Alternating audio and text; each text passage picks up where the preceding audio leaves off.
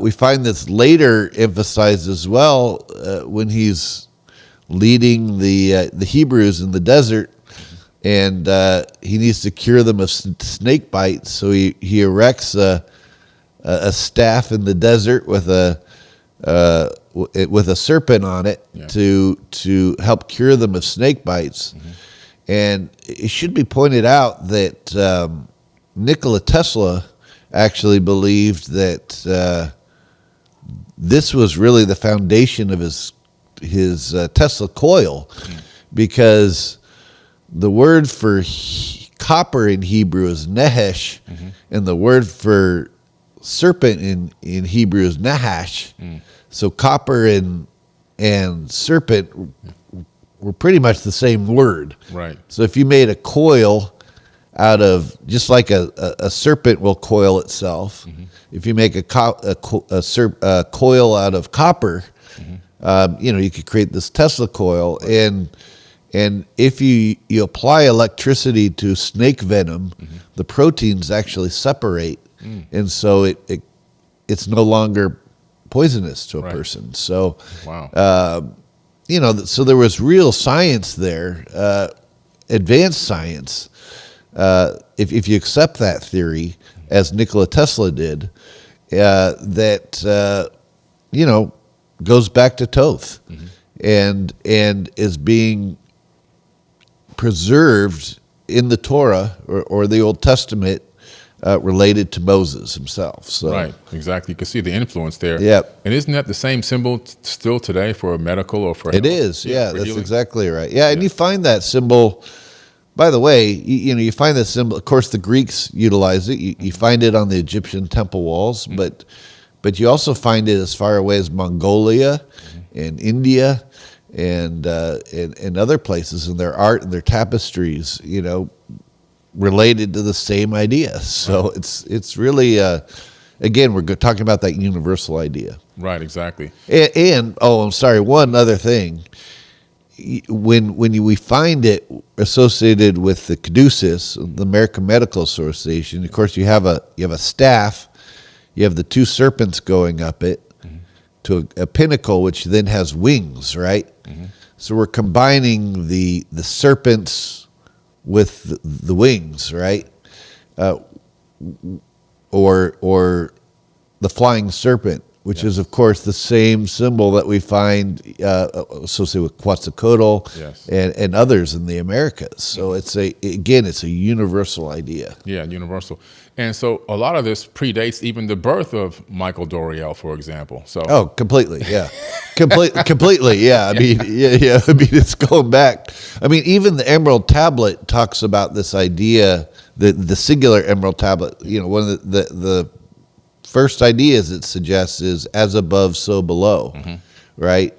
Well, this is really what's being emphasized symbolically as well between the serpents and the birds, right? Yeah. Because the serpent crawls on the ground on the below, and the birds fly on the above, right? So a winged serpent would be a combination of as above, so below, and even Jesus himself said, "Be ye wise as serpents and gentle as doves," right? Again, combination of the above and the below, the serpent and the bird, Right. So it carries over into many different ways. Right. Incredible.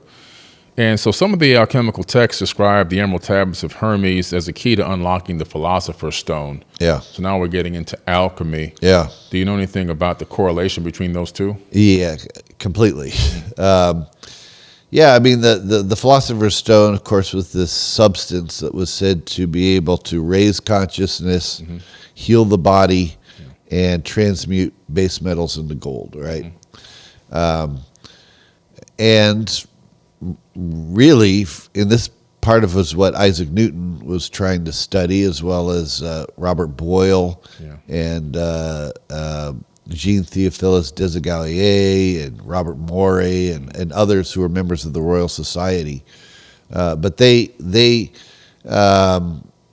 according to their tradition, as they outlined it, they believed, and Benjamin Franklin too also was studying this amongst others, but like according to them, the secret salt of alchemy was this monoatomic gold, which could be found on the Egyptian temple walls, as you're familiar with. Yep.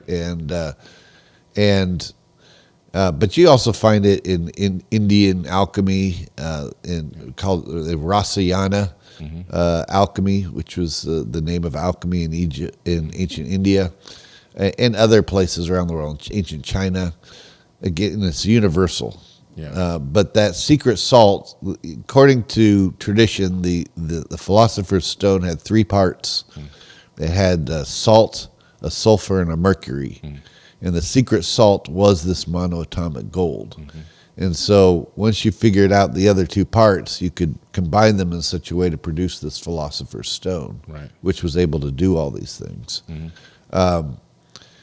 That secret salt, however, was also referred to as manna in the Bible. And we find it in Vedic traditions as referred to as Vimana, Yeah. which was also associated with flying craft.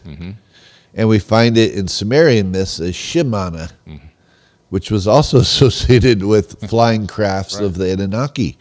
So there's a connection between this mana and levitation. And in the Torah, this manna was stored in the Ark, and the Ark of Covenant, which was guarded by the Levites. And the Ark of the Covenant would have weighed, just based on the amount of gold and everything else on it, would have weighed a couple tons, and yet just a few people could carry it with rods. And so the Levites is probably the origin of the word levitation, where we get levitation from today. Right. Yeah. So, and this was also said to be associated with King Solomon's flying ship, which is mentioned in the Kebra-Kanask, which is an Ethiopian text, where it talks about King Solomon used to use this manna for his flying ship, and he would fly from Ethiopia to Jerusalem and back and forth to visit his wife, Queen of Sheba. Right. So, and Sheba itself probably comes from Saba, Stargate. which means Stargate in ancient Egypt. So it's all kind of connected there, and the Sabaeans, which is another branch out of Ethiopia. Again, they get their name probably from Saba or Sheba, and they've carried on part of this tradition as well. So and it all goes back to the science of Thoth. Yeah, all of it. It's all related. It's all related, yeah. It's all related. And all of this predates Michael Doriel. And the reason why I keep saying Michael Doriel is because there seems to be, at least on some online sources, that some statements made that somebody just sat down in the 1920s and decided to make a sci-fi movie and write the Emerald Tablets. But it's a lot deeper than that. A lot deeper. Yeah. I've even heard it suggested that Doriel was the esoteric name of George Hunt Williamson, who was, this archaeologist who came across this stuff. Right. I mean, Doriel it certainly sounds like an esoteric name, right? Yeah. I mean, It does. Yeah. And, one of the things that I've seen with the information in the Emerald Tablets is a lot of the information references science, some of which we didn't discover or rediscover until modern times. Right. Into For sure. The 1970s, 80s, 90s, maybe some of it, maybe the 40s, but a lot of the science there that's being described, it didn't exist. Right. So how do you make up a story based on science that doesn't even exist? Yeah. Yeah. That's exactly right. And even the some of the references to the Thoth, coming across some of the people of Egypt, you know, and passing on his knowledge, and how they were, you know, at first, you know, confused by these ships coming in, and involuntarily falling on their bellies, you know. We find this in Egyptian papyri from the time of Thutmose III as well, particularly the Thule manuscripts. So, you know, we find references to these things in the ancient world that correspond to what we're finding in the Emerald Tablets, and which gives credence to the idea that they weren't just made up later on. Yeah. I mean, they had a historical connection of some kind, and those sciences are the sciences. Could be argued those are the sciences of Atlantis, and that Thoth was I don't know, like a prominent maybe in a figure, a leader, or something from that one tradition. of the greatest students, possibly. Yeah, exactly. Yeah, for sure, 100%. Yeah. And his mission was always to bring more knowledge and wisdom and civilization everywhere he went. Yeah, that's right. Yeah. You know, in Egypt, he's represented sometimes as the ibis bird and sometimes as a baboon. And by the way, this is where in the Disney movie The Lion King, the character of Rafiki, who was the baboon, that was Thoth. Yes. I mean, and from a secret kind of Masonic connection. You know, Rafiki is always depicted with this cane with these two balls on it, which is where you get the word two-ball cane, right? Who was the in the Bible was the inventor of metallurgy or alchemy, but he was said to be again mastering the science of Hermes or Thoth. So it was the same. Yeah. You know, that symbolism gets passed down in interesting ways. Right. It seems as if Thoth was one of the originators of, maybe several, but one of the originators of these ancient mystery teachings. Yeah. Long before it was called Egyptian mysteries. Yeah. It's these mystery teachings. And that these mystery teachings seem to have only brought in adept initiates to obtain this knowledge and wisdom.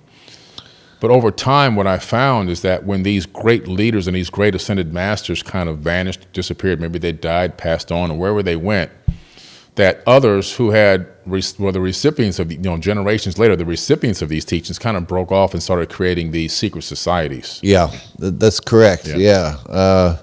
You know, one of the ideas associated with the myths of Osiris in the Egyptian tradition is that Osiris, of course, in the myth, he's tricked by his brother Set. He's chopped up into pieces, and Isis ends up reassembling him. That's this very short version of it. But you know, one idea is that Osiris himself actually represented Atlantis, and that when it collapsed, right before it collapsed, there were pockets that were sent out to different parts of the world to try to preserve what was there, and that really the reassembling of Osiris is tracking down those pockets of wisdom to bring back together again. Now, Osiris got his authority from Isis, whose name really means throne or seat. So she was like she represented the power, right? The powerhouse. He represented the tradition that was being preserved, the Atlantean tradition. But it was all to preserve the wisdom of Thoth, right? Who was the soul, if you will, of that Atlantean tradition. And so really what we're talking about when we're looking at all these different cultures that are preserving the memory of the wisdom of Thoth, those are the different pieces of the body of Osiris, right? Right. So as we bring that back together again and see how they all relate to each other, that's how we're rebuilding Atlantis. We're building the new Atlantis. Yeah. And it's to preserve and to utilize this wisdom of Thoth, who in the sciences and the philosophies of Thoth. Yeah. And one other example of this, I think that's worth pointing out, is when Thoth is represented as an ibis bird. The ibis bird is known for doing two things. First of all, it's a black, white, and red bird, which were the colors of Egypt. Those were the colors of Atlantis, and those are the colors of alchemy, right? That's the reason why the Templars adopted those colors. Right. So, but the ibis bird is known for eating snakes, right? Yeah. And a snake was always a symbol of energy or power. So he was ingesting it into himself, the power, that energy. But it's also known for it'll stand on one leg, and it holds the other leg up, and oftentimes it'll hold a pebble or a stone in that leg. And what it'll do is if it starts to fall asleep, it drops the pebble, which wakes it back up again, right? And so in so doing, it's able to remain in a state of not unconsciousness, but not conscious, right? That borderline state where mystical mystical impressions, can come through, Right. that deeper aspects of our consciousness. And this is part of what Thoth is talking about, in terms of, that's where we're all connected to that universal consciousness, is at that borderline state. And this is part of that symbolism. That's why he's depicted as an ibis bird, Yeah. It's not like he actually was an ibis bird. Right. And the last part of that is Osiris, according to the tradition, is raised by Isis and Sekhmet. Of course, Sekhmet's the lioness, right? She's got a lion head. Yeah. But she's just like the Sphinx is part person, part lion, right? Yeah. But the idea is it's pointing back to this time period of the age of Leo, the lion, which is, in fact, when the Younger Dryas cataclysm occurred. Yes. And which Thoth came out of to rebuild civilization. So all of these all the symbolism and these myths are pointing to actual historical ideas about this root civilization that was destroyed, and then the teachings of Thoth were preserved and need to be refound and re-put back together again, so we can rebuild that Atlantis, create a new Atlantis. Right. And that's what we're doing. Yeah, that's exactly what we're doing. Yeah. Through consciousness, it seems as if the teaching of Thoth have, it's almost like what they say in Christianity, the second coming. Yeah. Which is the second coming of the Christ consciousness. Absolutely. And 100%. And that Christ consciousness is that universal consciousness. And to emphasize that point, it should be pointed out that near the Valley of the Kings in Egypt is the area of Nag Hammadi, where the Nag Hammadi scrolls were found. These apocryphal texts associated with early Christianity. Where we find some of the earliest versions of the Christian texts, but we also find them with Hermetic texts. Hermetic texts, associated with Hermes, who was Thoth, were buried. These scrolls were buried with the New Testament scrolls, which just shows that those early Christians, or these early, some believe they were Essenes or others, they were valuing the Hermetic texts, the writings of Thoth, just as much as the writings of Jesus. Yeah. And in fact, there's a lot of crossover between the two, where they're if you look at the Corpus Hermeticum, which is another Hermetic text. It says,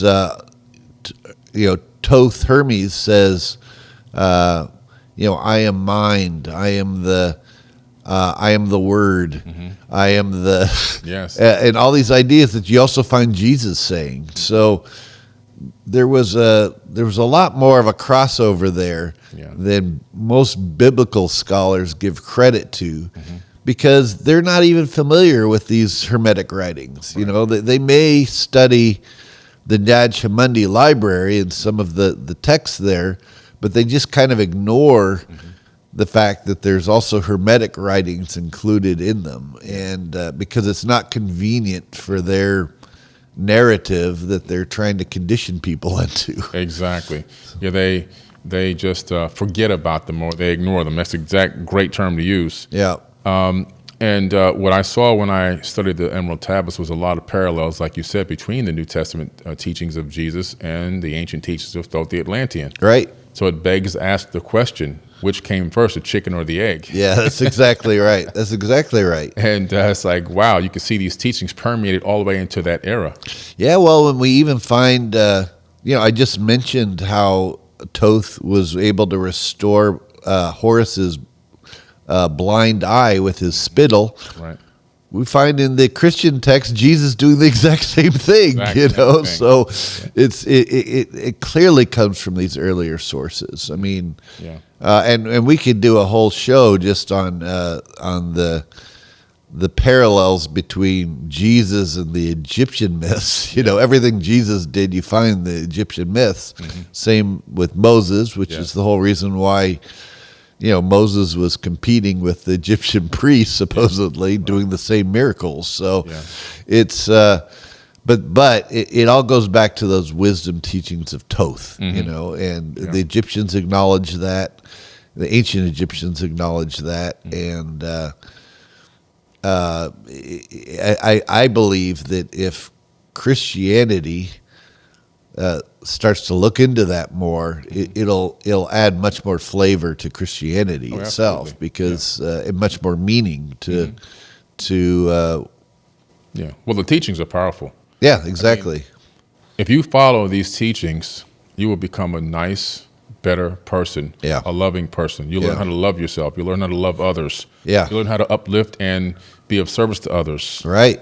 And you learn how to build and organize community and try to make the world a better place. Absolutely. And it's a recognition that we are all one mind. Yes. Right? All is mind. Even the Emerald Tablet itself says, all things came into being through the meditation of the One. Therefore, we are all part of that one mind. Yes. And the more we come to realize, that's where the gnosis is, right? That's where the divine knowledge comes about. Yeah. And that Hermes or Thoth also talks about in a number of different texts, including the Corpus Hermeticum. Yeah. So, and this is really what Jesus was trying to say when he said, "Love thy neighbor as thyself." Well, it's because your neighbor is yourself. Exactly. We were all one mind, And the minds have a saying, "In lakek alakin." I am another you. So that's right. I am another you. I am you. Right. Yeah. Right. That's right. Again, the cultures say the same thing. Yeah. All over the world. Yeah. Exactly. Yeah. Now, there are some accounts of potentially the Emerald Tablets, or a version of them, could be hidden in this Hall of Records, maybe under the Sphinx. Under the Sphinx, there is a. All we can say there is that there have been. I was upset recently. Mr. Beast just did a thing did a show with Zahi Hawass, where they went into the butt of the Sphinx, and there's nothing there, and they're like, "See, look, you can go in the Sphinx, and there's nothing here," which was a pure propaganda piece, because we know there's other entrances into the Sphinx. There's one in the head, one in the back, one in the side, and one supposedly under the right paw. Videos of me opening and looking in that opening there by the right paw. Yeah, that's right. And so, and there's been I don't know what the there's been studies where they've been able to determine through different technology that there is something under the right paw. Hitting radar. Right, exactly. Ground penetrating radar. There's some sort of cavity under the right paw, and we also know if you walk around the Great Pyramid itself, there are areas where you can actually see passageways going from the Sphinx to the Great Pyramid. You can see the roof structure of those passageways and leading to the Sphinx. According to tradition, there is a hall of records of some kind down there, and that where this information, this Atlantean information, is preserved, even within mystery traditions like Freemasonry. The Master Mason's grip is also known as the lion's paw. And it's emphasizing this because the idea, who's the lion? It's the Sphinx, right? So the lion's paw would be his right paw, which is, of course, right under that is where we find this Hall of Records, pointing to this tradition. So, I believe there's a Hall of Records down there. There were early Templar excavations down there that found something alluding to this idea. But now the Egyptian government has it completely closed off, and Zahi Hawass is doing this propaganda piece, even though he's not the head of antiquities anymore. Right. But he's become a propaganda piece. It's kind of sad. Yeah. Controlling the flow of information. That's controlling right. the discoveries, taking claim of discoveries that have been well known and documented for a while, not giving you true credit, and of course obfuscating the truth behind the discoveries and showing, like for example, this thing he did with Mr. Beast. Just kind of really, it's just dogma. It is. Yeah. But there are traditions like the Sabaeans of Haran who still go to which was Turkey, area of Turkey, not far from Göbekli Tepe. Göbekli Tepe was originally associated with an Osirian Hall of Records, is what it was referred to. We know there were Templar excavations there clear back in the 1200s. There's Templar graffiti all around there. And they were trying to track this stuff down, the wisdom of Thoth. And so Göbekli Tepe is another place, which was like one of these preservation centers that was associated with the wisdom of Thoth. Right. So again, all seems to be pointing back to the wisdom of this ancient civilization that Thoth was trying to preserve the teachings of. And everybody now has all these different parts around the world have parts of it.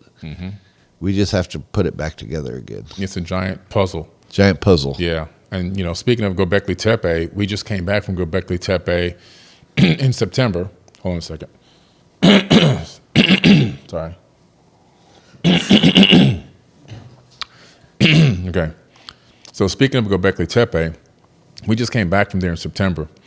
And when you're there, they try to tell you that the Neolithic people were responsible for building this ancient site, which to me was just, my mind couldn't grasp that people who couldn't build a front door and a window, right, and had to climb over the wall to go home at night, right, could possibly build this amazing structure which stores all this immense knowledge. Right. But that's the story they're going with. But sure. But our research tells us different. I'm just happy that they were able to push the date of at least mankind's civilization back from 5,000 or 6,000 years to at least 12,000, 13,000. Right. But also, which points to what you talked about earlier, this Younger Dryas period of this era where we had this catastrophe in that region, which decimated a lot of things and created this potential regional flood or partly global flood, maybe even a potential full global flood. And the evidence there is that, of course, that place was covered by mud. Now, some researchers and archaeologists mainstream say that the mud or the soil that covered Göbekli Tepe isn't even from Göbekli Tepe. Oh. Which is really bizarre. Really They're saying bizarre. that it could be from hundreds of miles away, which means that the mud flow concept or idea, it kind of falls apart a little bit. They're saying that it was purposefully buried. And that would take a lot of resources of a very small civilization to bury Göbekli Tepe, which is a massive area. They've only uncovered a small percentage. Right. Yeah, like 1/40th, I think. Right, right. It's crazy. Yeah. And so we're thinking like, when you look around the world at a lot of these ancient sites, you begin to see that they seem to have been decommissioned in some strange way. Like the apex of the pyramids taken away. The resonating rods in the Grand Gallery taken away. Right. Temples, the architecture broken in a way that they can't function and harness the energy properly. Why do you think, or do you have any idea or hypothesis on why this seems to be a global phenomenon where these decommissioned sites seem to be laying around? I believe personally that all these sites were originally part of this vast network, right? That were associated with this Atlantean tradition. Yeah. And that they were on a world grid where they probably were able to somehow provide basically broadcasted energy that was transmitted to all the different sites. And it used the Earth itself as a generator for that. Between the Earth, the sun, and the moon. Yeah. They were able to create this energy.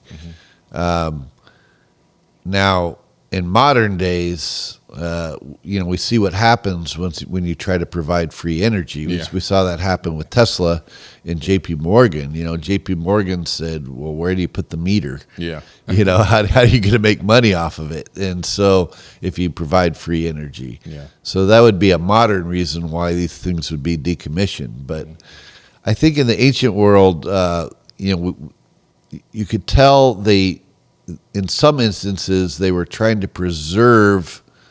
They had to have built these things prior to the cataclysm. Mm-hmm. They were trying to preserve it from the cataclysm.